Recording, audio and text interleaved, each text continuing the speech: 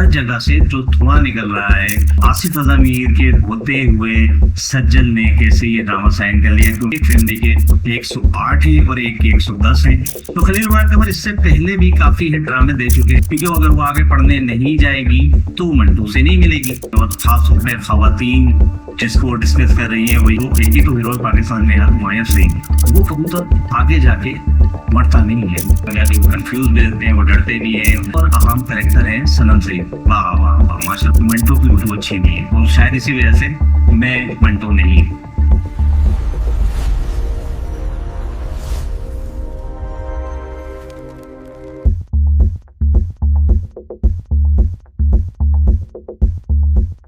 अस्सलाम वालेकुम नाज़रीन, मैं हूँ शुजात और आप देख रहे हैं अलग एंटरटेनमेंट। अलग एंटरटेनमेंट में हमारी कोशिश होगी कि आपको कुछ अलग दिखाया जाए, कोई अलग ड्रामों की बात की जाए, अलग कहानी की बात की जाए, अलग किरदारों की बात की जाए। और हम कोशिश करेंगे, दावा नहीं करते, लेकिन हमारी कोशिश होगी कि आपको अलग एंटरटेनमेंट दिया जाए। अब ये अलग किस तरह से, आइए इस पर बात करके देखते हैं। आज हम जिस ड्रामा सीरियल की बात कर रहे हैं उसका नाम है मैं मंटो नहीं। मैं मंटो नहीं, आजकल हर कोई इस ड्रामा सीरियल के बारे में बात करता हुआ नजर आ रहा है और इसकी सबसे बड़ी वजह वो उसकी प्रमोशन। तो इस ड्रामे की प्रमोशन इतनी अच्छी की गई है कि जिसकी वजह से लोगों को ये ड्रामा देखने की ख्वाहिश पैदा हो रही है। इस ड्रामे की कामयाबी की एक बड़ी वजह इसके राइटर भी हैं जो काफी स्कैंडल्स का शिकार रहते हैं। कुछ लोग उनको बहुत अच्छा कहते हैं, कुछ लोग इनको बहुत बुरा कहते हैं, लेकिन दरमियान में आपको उनके लिए कोई कुछ नहीं मिलेगा। तो वो है खलील उमर। तो खलील उमर इससे पहले भी काफी हिट ड्रामे दे चुके हैं, जिसमें सदके तुम्हारे और मेरे पास तुम हो और जेंटलमैन अभी रिसेंटली आपने देखा होगा। इसके साथ साथ इसकी जो सबसे बड़ी बात है वो इसकी कास्ट है। ये तो वो दो एलिमेंट हो गए जो इस ड्रामे को सक्सेसफुल बनाने के लिए शायद अपनी जगह काफी अहमियत रखते हैं। लेकिन अगर हम इसके डायरेक्टर की बात करें तो वो है नदीम बेग। काफी बड़ा नाम है, जिन्होंने हाल ही में कई ड्रामा सीरियल दिए। मेरे पास तुम हो के डायरेक्टर भी हुए थे और अभी हाल ही में इन्होंने एक फिल्म भी दी है लव गुरु, जो हुमायूं सईद जिसमें लीड रोल प्ले कर रहे थे मायरा खान के साथ, जो काफी जो है टॉप ऑफ द टाउन बनी। ये ड्रामा आगाज से ही आपको अपनी लपेट में ले लेगा। उसकी सबसे बड़ी वजह है इसका टाइटल। इसके टाइटल में आप देखेंगे कि हर जगह से धुआं निकल रहा है। एक कुआं है तो उससे धुआं निकल रहा है और एक बहुत बड़ी हवेली है जिसमें अभी अभी रंग और रोगन हुआ है।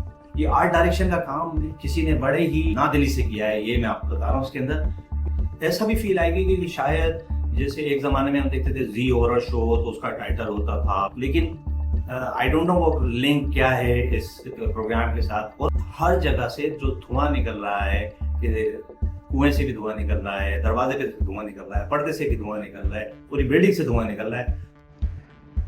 भाई इतना धुआं आखिर निकल क्यों रहा है? धुएं का आखिर कनेक्शन क्या है? मैं आपको बताता हूँ। ये असल में AI जनरेटेड टाइटल है और जब हम कोई चीज़ या टाइटल एनिमेशन AI में जनरेट करते हैं तो वो ज़रूरी नहीं है कि हमें 100% आउटपुट दे। बहरहाल अच्छी कोशिश है, बस धुआं थोड़ा ज़्यादा हो गया है तो उसको कंट्रोल करने की कोशिश करें, थोड़ा सा टाइम लगाएं उसमें। ठीक है, इंटरेस्टिंग टाइटल है। और उसके बाद जब ड्रामा शुरू होता है तो वो एक आपको सीन नजर आएगा मोहल्ले का टॉप शॉट, जहाँ दो गाड़ियाँ आगे होती हैं और वहाँ दो डॉन आमने सामने आके खड़े होते हैं। लेकिन वो डॉन बहुत ही शरीफ आदमी है, वो किसी को कुछ नहीं कहते, एक दूसरे को भी कुछ नहीं कहते। वो दोनों मिलके एक अपने बड़े बहू के पास जा गए जिन्हें वो निया साहब थे। लाहौर शहर का उन्होंने सिनारियो बनाया है और वहाँ उनको गुंडे बोला जा रहा है कि यहाँ के गुंडे हैं, इतने बड़े गुंडे हैं कि वो 218 मर्डर हो चुके हैं। ये तो इन दोनों ने नहीं किए, पिछले 70 साल में इन दोनों की फैमिली के दादा परदादा और ये वो तमाम मर्दों पे मर्डर करते हुए आए। तो आज तक वो 218 हो गए, जिसमें से एक फैमिली के 108 हैं और एक 110 हैं। तो 2 का डिफरेंस है। वो जो 2 का जो बैलेंस है वो पूरा करने के लिए ये पूरी सीरियल का प्लॉट बनाया गया। लेकिन तमाम टेंशन के दरमियान जो एक सबसे अच्छी चीज हो, जो एक ताज़ा हवा का झोंका है, वो है सिराज अमृतसर की बेटी, जो कि इतने इस तरह के माहौल में पल बढ़ के भी आगे पढ़ना चाहती है। ये एक पॉजिटिव पॉइंट है। अब वो क्यों पढ़ना चाहती है आगे? क्योंकि अगर वो आगे पढ़ने नहीं जाएगी तो वो मंटो से नहीं मिलेगी। और मंटो से नहीं मिलेगी तो आगे कहानी नहीं बढ़ेगी। अजान समी का एक शॉट दिखाया है और वो अभी जो तैयारी कर रहा है कि मुझे अगले दो एपिसोड के बाद ये एक नया सीन मिलने वाला है, तो देखते हैं कि तीसरे एपिसोड में अजान समी को दिखाते हैं। हाँ, इसमें एक और बड़ा इंपॉर्टेंट रोल है, वो है कबूतर का। अब हीरो की एंट्री होती है। हीरो जो है हुमायूं सईद, वही अपने हीरो, एक ही तो हीरो है पाकिस्तान में यार, हुमायूं सईद। तो हुमायूं सईद जो है ट्रैफिक में जा रहे हैं, वहाँ फायर होते हैं और ये सब कुछ होता है। तो हुमायूं सईद दरवाजा खोल के ठक करके सामने जो दो कुंडे भागते गार होते हैं और फायर कर रहे होते, तो वो लोग मर रहे हैं, कुछ कर रहे हैं, उनको कोई फिक्र नहीं। लेकिन एक कबूतर आके उनकी गाड़ी पे गिरता है जो कि जख्मी आ जाते हैं। हुमायूं सईद दरवाजा खोलते हैं, कबूतर को उठाते हैं और डॉक्टर के पास जाते हैं। वहाँ जाके वो पहुँच के, और यहाँ पहले एपिसोड का उन्होंने काम दिखाया है कि यहाँ हुमायूं सईद को रिवील किया और वो वहाँ जाके डॉक्टर के पास पहुँचते हैं।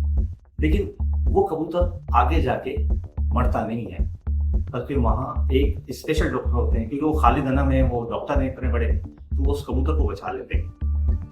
तो इस कबूतर की कहानी आगे भी सामने आएगी, वो हम आपको बताते रहेंगे। हुमायूं सईद मंटो का रोल प्ले कर रहे हैं और वो जो है इस अपने यूनिवर्सिटी के एक प्रोफेसर हैं, सज्जल यानी कि महमल यूनिवर्सिटी में दाखिल लेती है और वहाँ से वो MBA करना चाहती है। और जिस क्लास में वो पढ़ती है तो उनकी वहाँ प्रोफेसर हुमायूं सईद हैं। हुमायूं सईद जो है एक अजीब सा करेक्टर दिखाया उनका, जो कंफ्यूज भी रहते हैं, वो डरते भी हैं। और सज्जल जहाँ भी जाती है क्योंकि बाप का नाम उनके साथ जुड़ा हो जाता है, लोग उनसे डरते हैं। इस ड्रामा सीरियल में एक और अहम करेक्टर है सनम सईद। वाह वाह वाह, माशाल्लाह क्या खूबसूरत लग रही है वो, उन्होंने क्या साड़ियाँ पहनी है इस पूरी सीरियल में। तो 2 एपिसोड में नजर आएगा। आगे भी जब यकीन उनका एक अटायर ऐसा बनाया तो वो साड़ियाँ पहन के और वो वही ग्रेस नजर आएगी उनकी।